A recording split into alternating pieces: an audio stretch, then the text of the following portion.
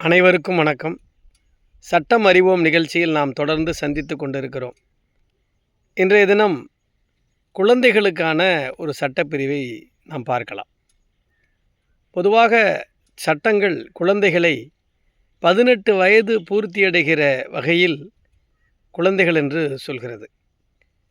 ஒரு சில சட்டங்கள் 18 வயது பூர்த்தியடைகிற வரையில் இளவர் என்றும் சிறார் என்றும் சட்டத்தில் ஜுனைல் என்றும் அழைக்கிறார்கள், மைனர் என்றும் கூட அழைக்கிறது.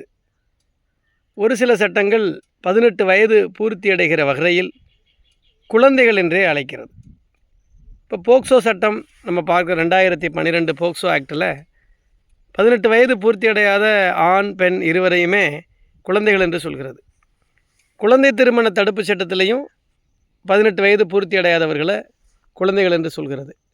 குழந்தை தொழிலாளர் தடுப்பு சட்டத்தில் 14 வயது வரையிலான குழந்தைகளை குழந்தைகள் என்று சொல்கிறது.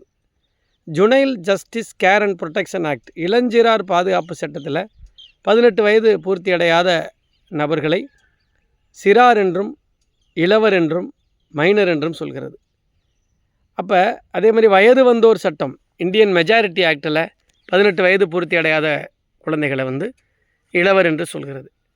இப்போ இவர்கள் குழந்தைகள் என்கின்ற பார்வையில் மட்டுமே பார்க்கப்படுவார்களா, அல்லது குழந்தைகள் தவறு செய்தால் சட்டங்கள் எப்படி கையாளுகிறது என்பதை பார்க்கிற பொழுது சட்டங்களை பொறுத்த மட்டில் 21 வயது வரையில் கூட இருக்கக்கூடிய நபர்கள் முதல் முறையாக தவறுகள் செய்கிற பொழுது சட்டம் குற்றவாளிகள் நன்னடத்தை சட்டம் மூலமாக மன்னித்தும் கண்டித்தும் விடுகிறது. ஆனால் அதே நேரத்தில் மைனராக இருக்கக்கூடியவர்கள் கொடுஞ்செயல்களில் கிரீவியஸ் அஃபென்ஸ் அதில் ஈடுபட்டால் அவர்களை சிறாராக கருத வேண்டிய அவசியமில்லை என்று சமீபத்திலே உச்சநீதிமன்றம் சொல்லியிருக்கிறது. அப்போ இது எந்த அளவிற்கான ஒரு தாக்கத்தை உச்சநீதிமன்றத்தினுடைய அந்த கருத்து பின்னாளில் சட்டமாக வருகிறது என்பது தெரியாது.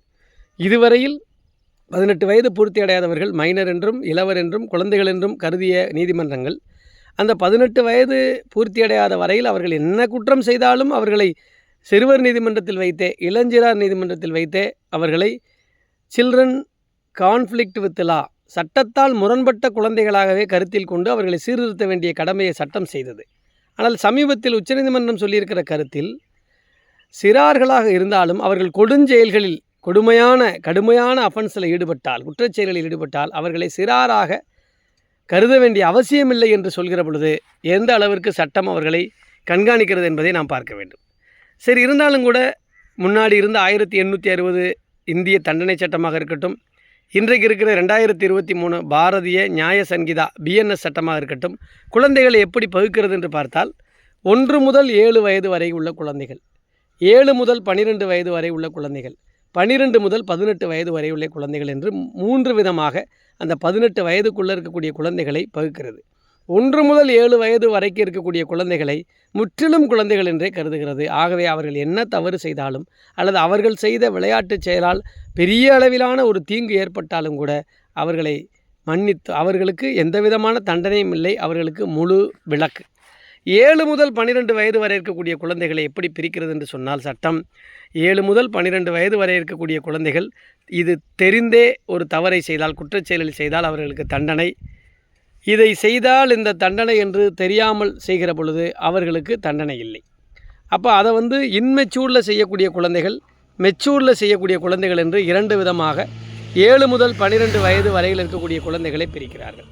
12 முதல் 18 வயது வரை இருக்கக்கூடிய குழந்தைகளை பார்க்கிற பொழுது முற்றிலுமாக 18 வயது பூர்த்தி அடைந்த நபர்களுக்கு என்ன தண்டனையோ அதே தண்டனை. அவர்கள் என்ன செயல்கள் செய்தாலும், சட்டத்திற்கு முரண்பட்டு செய்தாலும், சட்டத்திற்கு அப்பாற்பட்டு செய்தாலும், சட்டம் தெரியாது என்று செய்தாலும், தெரியாமல் செய்தாலும் குற்றம் குற்றமே அப்படிங்கிற வகையில் குழந்தைகளை சட்டம் 3 விதமாக பகுக்கிறது. 1 முதல் 7 முழு விலக்கு, அவர்கள் என்ன செய்தாலும்.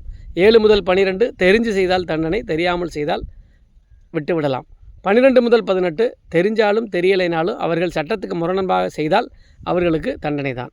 இப்போ சிறுவர் சீர்திருத்த பள்ளிகளை பற்றி எப்படி இருக்குது அப்படின்னா, சிறுவர்கள் சீர்திருத்த பள்ளி என்று இன்றைக்கு கருதக்கூடாது, அனைத்தையுமே பிரிசன் ஜெயிலாகவே கருத வேண்டும் என்று சொல்லியிருக்கிறார்கள். ஆனாலும் கூட 18 வயது வரையில் பூர்த்தியடையாத குழந்தைகள் ஆணாக இருந்தாலும் பெண்ணாக இருந்தாலும் அவர்கள் சட்டத்துக்கு முரணாக ஈடுபடக்கூடிய செயல்களிலிருந்து அவர்களை சீர்திருத்தம் செய்து வர வேண்டிய பொறுப்பு ஒரு பள்ளி, கல்லூரிக்கு, பெற்றோருக்கு, சட்டத்திற்கும் கடமை இருப்பதாலே அவர்களை சட்டத்தால் முரண்பட்ட குழந்தைகள் என்று மென்மையாக அழைக்கிறார்கள். எந்த சூழ்நிலையிலும் அவர்களை அக்யூஸ்ட் என்று அழைப்பதில்லை. இன்னொரு சட்டப்பிரிவில் சந்திக்கலாம். நன்றி, வணக்கம்.